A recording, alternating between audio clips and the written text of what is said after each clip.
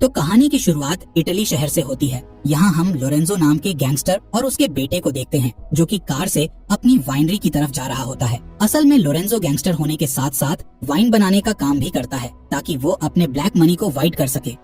जब वो वाइनरी में आता है तो उसे अपने आदमियों की लाशें दिखाई देती हैं, जिन्हें किसी ने बुरी तरह मार दिया था। तभी लोरेंजो की नजर अपने एक आदमी पर जाती है, जो कि बहुत ही डरा हुआ था। इधर लोरेंजो अपने बेटे को कार में रुकने का कहता है और फिर अपनी गन निकालकर कार से बाहर आ जाता है। तब लोरेंजो का आदमी उससे कहता है कि हमारे लोगों को बेरहमी से मारने वाला अंदर बैठा हुआ है। जिसके बाद लोरेंजो और उसका आदमी अंदर जाता है। यहाँ हर तरफ लाशें पड़ी हुई थी, जिन्हें देखकर लोरेंजो हैरान रह जाता है और सोचता है कि आखिर अकेला आदमी इतने सारे लोगों को एक साथ कैसे मार सकता है। अंदर जाने के बाद लोरेंजो कुर्सी पर बैठे हुए एक आदमी को देखता है। इस आदमी का नाम रॉबर्ट है, जिसने लोरेंजो के सभी लोगों को मारा था। यहाँ लोरेंजो का एक आदमी रॉबर्ट के सिर पर गन पॉइंट करके खड़ा हुआ था, लेकिन रॉबर्ट के चेहरे पर बिल्कुल भी डर नहीं दिख रहा था। तभी लोरेंजो रॉबर्ट से कहता है कि मुझे यकीन नहीं हो रहा है कि तुमने अकेले इतने सारे लोगों को मारा है। साथ ही वो उससे पूछता है कि आखिर तुम यहाँ तक कैसे पहुँचे और तुम मुझसे क्या चाहते हो। जिस पर रॉबर्ट कहता है कि तुमने एक ऐसी चीज चुराई है जो तुम्हारी नहीं थी, इसलिए अच्छा होगा कि तुम मुझे वो चीज लौटा दो। जिस पर लोरेंजो कहता है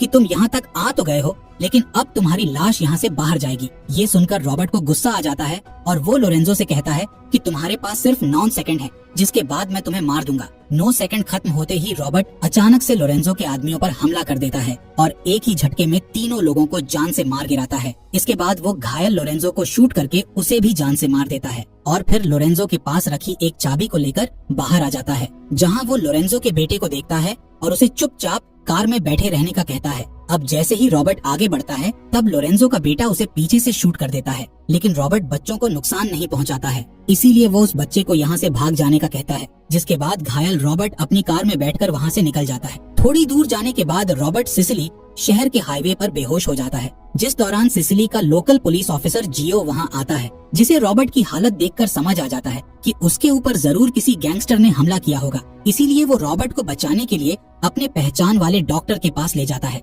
इसके बाद हम डॉक्टर एंजो को देखते हैं, जो रॉबर्ट की बॉडी से गोली निकालकर उसका इलाज करते हैं। कुछ समय बाद रॉबर्ट को होश आ जाता है। तब एंजो उससे कहता है कि एक पुलिस ऑफिसर तुम्हें यहाँ लाया था। साथ ही वो उससे पूछता है कि वो अच्छा इंसान है या बुरा इंसान, जिस पर रॉबर्ट जवाब देता है कि मुझे नहीं पता। अब रॉबर्ट बेड से उठने की कोशिश करता है और अपने घर जाने का कहता है, जिस पर एंजो उससे कहता है कि अभी तुम्हें आराम की जरूरत है, इसलिए तुम्हें अभी कहीं नहीं जाना चाहिए। अब 3 दिन बाद रॉबर्ट की हालत में सुधार आता है और वो एंजो के घर से बाहर आ जाता है। तब एंजो उसे एक छड़ी देता है ताकि वो उसकी मदद से चल सके। साथ ही वो रॉबर्ट से कहता है कि तुम चाहो तो हमारा ये छोटा सा सिसिली शहर घूम सकते हो। तब रॉबर्ट शहर में घूमने के लिए चला जाता है, जहाँ वो एक कैफे को देखता है और कॉफी पीने के लिए कैफे के अंदर बैठ जाता है। इधर रॉबर्ट सबसे पहले अपनी टेबल पर कुछ टिश्यू पेपर बिछाता है, क्योंकि उसे साफ सफाई से रहना पसंद है। अब कैफे की वेट्रेस अमीना रॉबर्ट के लिए कॉफी लाती है, जिस दौरान उस कैफे में जियो आता है, जिसके साथ उसकी बेटी गैब्रिएला भी होती है। यहाँ जियो रॉबर्ट का हालचाल पूछता है और फिर उसे उसकी कार की चाबी देते हुए कहता है कि तुम्हारे साथ जो भी हुआ है वो किसी आम इंसान के साथ नहीं होता है। साथ ही वो कहता है कि मैं तुमसे कुछ सवाल पूछना नहीं चाहता हूँ और ना ही मैंने तुम्हारी गाड़ी के अंदर रखी चीजों को चेक किया है, क्योंकि मैं नहीं जानना चाहता कि तुम कौन हो। इसी बीच हम CIA के ऑफिस को देखते हैं, जहाँ एमा नाम की ऑफिसर कंप्यूटर पर कुछ काम कर रही होती है। तभी उसके पास रॉबर्ट का फोन आता है। रॉबर्ट उसे लोरेंजो की वाइनरी के बारे में बताता है। तब एमा रॉबर्ट से उसके बारे में पूछती है कि वो कौन है और उनकी मदद क्यों कर रहा है, जिस पर रॉबर्ट कहता है कि मैं सिर्फ एक जिम्मेदार नागरिक हूँ और उसे जल्द से जल्द वाइनरी में CIA की टीम भेजने का कहता है। एमा समझ जाती है कि वो जिस आदमी से बात कर रही है वो कोई आम आदमी नहीं है, क्योंकि उसने लोरेंजो की जगह को खोज लिया था, जबकि पुलिस आज तक लोरेंजो की जगह के बारे में पता नहीं लगा पाई थी। अब रॉबर्ट एमा को वाइनरी का पता बताकर फोन काट देता है, जिसके बाद एमा सैटेलाइट कैमरा की मदद से लोरेंजो की वाइनरी देखती है और अपने बड़े ऑफिसर्स को इस बारे में बता देती है। अगले दिन हम रॉबर्ट को शहर में टहलते हुए देखते हैं और वो शहर में रहने वाले लोगों से दोस्ती भी कर रहा होता है। रात होने पर जब रॉबर्ट सो रहा होता है, तब उसे बार बार यही याद आता है कि किस तरह उसने वाइनरी में घुसकर सभी लोगों को बेरहमी से मार दिया था। इस वजह से उसे नींद भी नहीं आती है और वो बहुत परेशान हो जाता है। अगले दिन रॉबर्ट कैफे में जाता है, जहाँ वो देखता है कि कैफे का ओनर एक लड़के को लिफाफा दे रहा है। ये लड़का उस लिफाफे को मार्को नाम के एक लड़के को दे देता है। मार्को को देखकर लग रहा था कि वो यहाँ के लोगों से हफ्ता वसूल करता है और उन्हें परेशान करता रहता है। खैर, अब अमीना रॉबर्ट के पास आती है और उसे कॉफी देते हुए उससे बात करने लगती है। इसी तरह अमीना और रॉबर्ट की दोस्ती हो जाती है और अब शहर के लोग भी रॉबर्ट को जानने लगते हैं। एक दिन जब रॉबर्ट शहर की गलियों में टहल रहा होता है, तब वो मार्को को एंजेलो नाम के आदमी की दुकान में देखता है। यहाँ मार्को एंजेलो से हफ्ता मांग रहा था, पर एंजेलो की दुकान अच्छी नहीं चल रही थी, जिस वजह से उसके पास पैसे नहीं थे। तब मार्को उसे बुरी तरह पीटने लगता है और उसे अगले हफ्ते आकर दुगने पैसे लेने का कहता है। इसके बाद जब मार्को दुकान से बाहर आता है, तब उसकी नजर रॉबर्ट पर जाती है। मार्को उसे देखने लगता है, लेकिन उससे कुछ कहता नहीं है और वहाँ से चला जाता है। इसके बाद हम मार्को और उसके सभी लोगों को नेपल्स नाम के शहर में जाते हुए देखते हैं, जहाँ मार्को का बड़ा भाई विंसेंट रहता है। असल में विंसेंट यहाँ का बहुत बड़ा गैंगस्टर है, इसलिए सभी उससे डरते हैं। खैर, यहाँ विंसेंट एक अपार्टमेंट के अंदर बैठा होता है और अपार्टमेंट के मालिक से उसका अपार्टमेंट खरीदने का कहता है, लेकिन मालिक उसे बेचना नहीं चाहता था। इसीलिए विंसेंट के लोग मालिक को जान से मार डालते हैं। अब विंसेंट मार्को से मिलता है और उससे कहता है कि तुम लोगों से जितना ज्यादा पैसा वसूल कर सकते हो कर लो, क्योंकि मैं बहुत ही बड़ा प्लान कर रहा हूँ। इसी बीच रॉबर्ट एंजेलो की दुकान में आकर उससे मछलियाँ खरीदता है, जिस दौरान अमीना भी वहाँ आ जाती है और रॉबर्ट को अच्छी मछलियाँ खरीदने का तरीका बताती है। इसके बाद रॉबर्ट एंजेलो को मछली के पैसे देने लगता है, जिस पर एंजेलो उससे पैसे लेने से मना करता है और कहता है कि तुम हमारे मेहमान हो,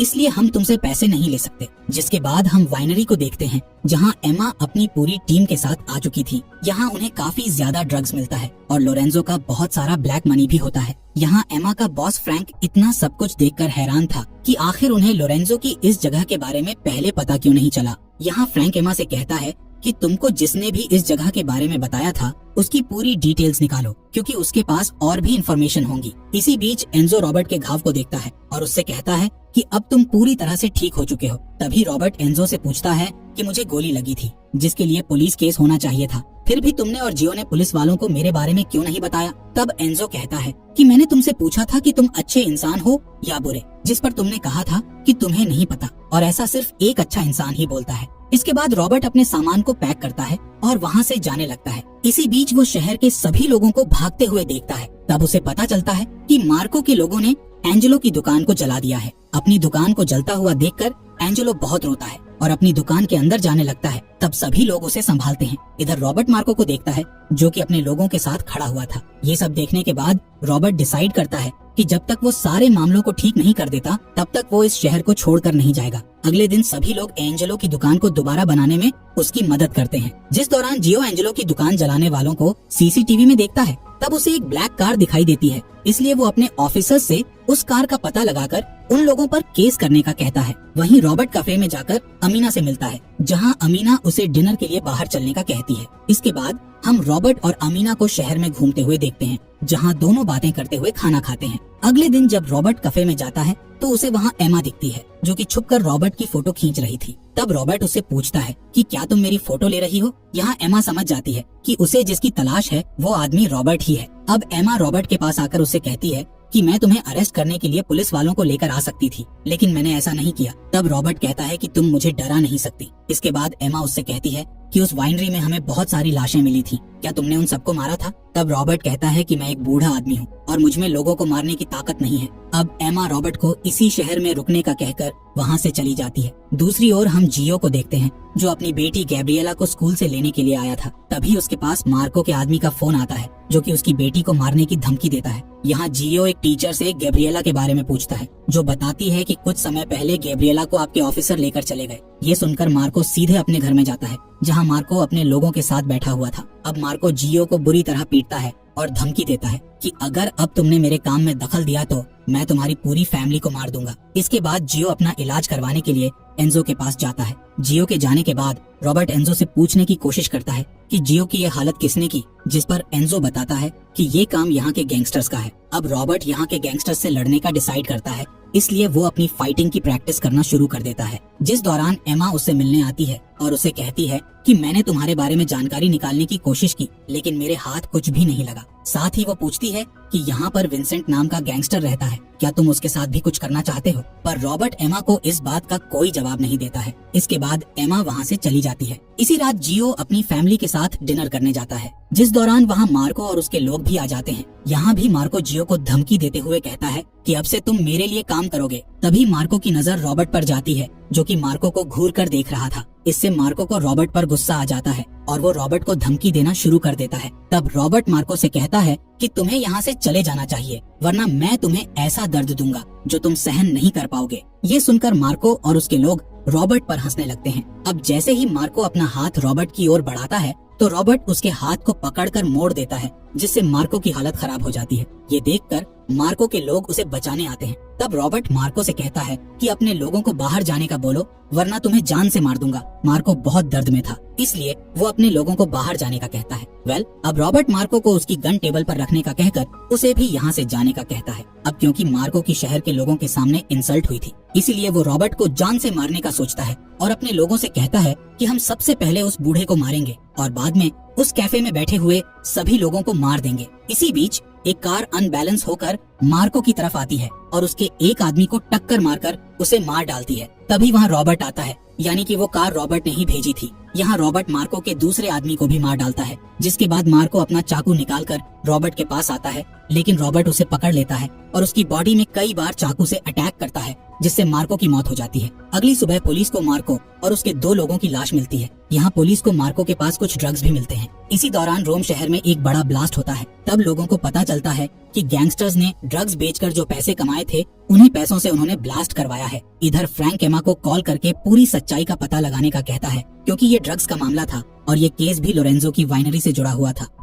अब एमा पुलिस चीफ से मिलने जाती है और उन्हें एक फाइल देती है जिसमें कुछ क्रिमिनल्स के नाम लिखे हुए थे। दरअसल एमा केस के सिलसिले में इन क्रिमिनल्स से बात करना चाहती थी। अब चीफ उसे एक क्रिमिनल के पास ले जाता है। एमा उस क्रिमिनल से ब्लास्ट वाले केस से जुड़े हुए सवाल पूछती है, जिस पर वो एमा को एक लोकेशन बताता है। इसीलिए पुलिस उस लोकेशन पर जाती है और वहाँ मौजूद लोगों को मार गिराती है, क्योंकि ब्लास्ट में इन सब का हाथ था। दूसरी ओर पुलिस चीफ विंसेंट के घर जाता है, जहाँ सभी मार्को की मौत का शोक मना रहे थे। इधर हमें पता चलता है कि चीफ विंसेंट के लिए काम करता है। चीफ विंसेंट से कहता है कि शहर में CIA वाले आ गए हैं, इसलिए तुम्हें कुछ समय के लिए अपने काले काम बंद करके छुप जाना चाहिए। विंसेंट को चीफ की ये बात पसंद नहीं आती है और वो उससे कहता है कि मैं किसी से नहीं डरता। तब चीफ उससे भला बुरा बोलते हुए कहता है कि तुम्हारे साथ साथ मैं भी फंस जाऊंगा। ये सुनकर विंसेंट गुस्से में आ जाता है और चीफ की कलाई काट देता है और उससे कहता है कि मुझे अभी सिर्फ अपने भाई के कातिल को ढूंढना है, जिसके लिए तुम मेरी मदद करोगे, वरना मैं तुम्हें मार दूंगा। वहीं रॉबर्ट एमा को कॉल करके बताता है कि तुम जिसे ढूंढ रही हो वो बहुत खतरनाक लोग हैं, इसलिए तुम्हें संभल कर रहना होगा। इसके बाद एमा अपनी कार के पास जाने लगती है, जिस दौरान उसकी कार ब्लास्ट हो जाती है और एमा बुरी तरह घायल हो जाती है। अब फ्रैंक एमा से मिलने हॉस्पिटल जाता है और उससे कहता है कि मैं जल्द ही पूरी सच्चाई का पता लगा लूंगा। वहीं विंसेंट अपनी टीम के साथ सिसिली शहर में आता है, जहां वो जियो को पकड़ता है और उसे एक चौराहे के बीचों बीच लाकर बैठा देता है, जिसके बाद वो सबको चिल्लाकर पूछता है कि मेरे भाई को किसने मारा था। विंसेंट की आवाज सुनकर सभी लोग बाहर आ जाते हैं। तब विंसेंट सबसे कहता है कि मेरे भाई का कातिल अगर मेरे सामने नहीं आया तो मैं जियो को मार दूंगा और फिर एक एक करके यहाँ मौजूद सभी लोगों को मार दूंगा। जिसके बाद वो जियो के कान के पास गोली चला देता है, जिससे रॉबर्ट चिल्लाकर उससे कहता है कि मैंने तुम्हारे भाई को मारा है, क्योंकि वो इन लोगों को परेशान करता था। तभी रॉबर्ट विंसेंट के सामने आता है और उसके हाथ में 2 गन्स होती हैं। वो विंसेंट से कहता है कि तुम मुझे मारना चाहते हो तो मार दो, लेकिन मुझे यहाँ मत मारना। जिस पर विंसेंट कहता है कि तुम्हें मारने के लिए इससे अच्छी जगह कोई नहीं हो सकती, क्योंकि मैं इन लोगों को सबक सिखाना चाहता हूँ कि मुझसे पंगा लेना बहुत बुरा होता है। ये कहकर वो रॉबर्ट के ऊपर गन तान देता है, लेकिन विंसेंट के गोली चलाने से पहले एंजो वहाँ आ जाता है और हवा में एक गोली चला देता है। जिसके बाद एंजो विंसेंट से कहता है कि तुम रॉबर्ट को नहीं मार सकते, क्योंकि ये हमारे परिवार का हिस्सा है। ये सुनकर शहर के सभी लोग आगे आने लगते हैं और अपने फोन की लाइट चालू करके कहते हैं कि हम तुम्हें रॉबर्ट को नहीं मारने देंगे। इसलिए विंसेंट रॉबर्ट को छोड़ देता है और कहता है कि अभी तुम्हारा समय अच्छा है, लेकिन मैं दोबारा आऊंगा और रॉबर्ट के साथ साथ तुम सभी को मार दूंगा। ये कहकर विंसेंट अपने लोगों के साथ वहाँ से चला जाता है और फिर अपने लोगों के साथ मिलकर शहर के सभी लोगों को मारने का प्लान बनाता है। इसके बाद विंसेंट सोने चला जाता है और उसके लोग बाहर पहरा देने लगते हैं। तभी विंसेंट के एक आदमी को कार के पास से कुछ आवाज आती है, इसलिए वो कार के पास जाता है। तब अचानक से रॉबर्ट उस पर हमला करके उसे मार डालता है। दरअसल रॉबर्ट को समझ आ गया था कि विंसेंट सुबह शहर पर हमला कर देगा, इसीलिए वो रात में ही विंसेंट और उसके लोगों को मारने आ गया था। अब रॉबर्ट घर के अंदर आकर घर की लाइट्स बंद कर देता है,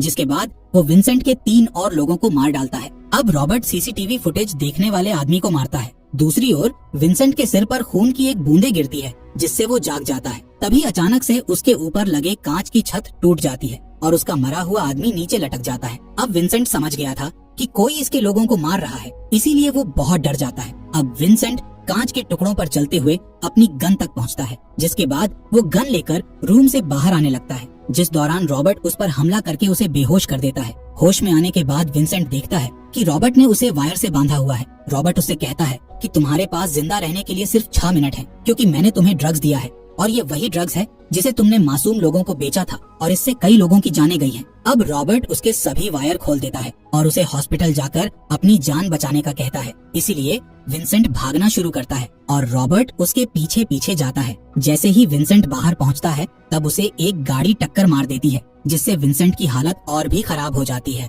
कुछ ही देर में विंसेंट की मौत हो जाती है और फिर रॉबर्ट वहां से निकल जाता है। इसी बीच पुलिस वाले विंसेंट के ठिकानों पर छापा मारते हैं और ड्रग से जुड़े लोगों को अरेस्ट कर लेते हैं। इसके बाद हम रॉबर्ट को देखते हैं जो कि एमा से मिलने हॉस्पिटल जाता है। यहाँ एमा रॉबर्ट से कहती है कि अगर तुम नहीं होते तो आज मैं जिंदा नहीं होती, इसीलिए मैं तुम्हारा शुक्रिया करना चाहती हूँ। यहाँ रॉबर्ट एमा को एक बैग देता है जिसमें पैसे रखे हुए थे। वो एमा को ये बैग बस स्टैंड में रहने वाले किसी बूढ़े आदमी को देने का कहता है। दरअसल ये पैसे उस बूढ़े आदमी की पेंशन थी जिसे किसी ने उनके अकाउंट से चुरा लिया था। रॉबर्ट बताता है कि इन पैसों को ट्रेस करने पर मुझे वाइनरी का पता चला था, इसलिए मैंने वाइनरी में जाकर वहाँ के गैंगस्टर्स को मार दिया, जिसके बाद मैंने वाइनरी की तिजोरी से उस बूढ़े आदमी के चुराए हुए पैसे निकाले और फिर मैं वहाँ से आ गया। यहाँ एमा रॉबर्ट से पूछती है कि वो बूढ़ा आदमी तुम्हारा कौन है, जिस पर रॉबर्ट का कहना था कि मैं उस आदमी से सिर्फ एक बार ही मिला था। कुछ दिनों के बाद एमा बोस्टन जाती है और उस बूढ़े आदमी को उसके पैसे दे देती है। तब वो बूढ़ा आदमी रोते हुए कहता है कि अगर ये पैसे नहीं मिलते तो मेरा घर बिक जाता